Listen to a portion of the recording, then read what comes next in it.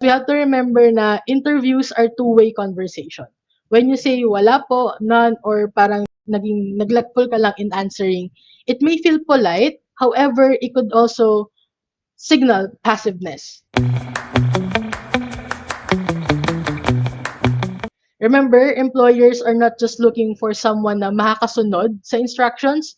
They are looking for someone engaged. They are looking for someone na willing to take action, someone proactive. So it could start as early as the interview. You could have that impression as early as your initial interview.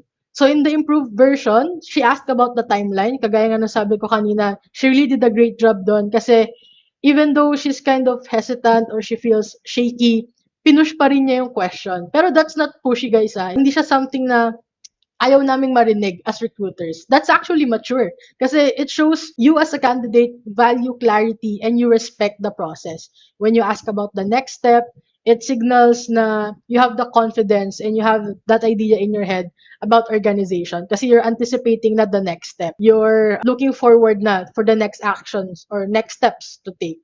And it also helps you to manage the expectation and leave again a good and polished final impression sa recruiter or someone that you have spoken with.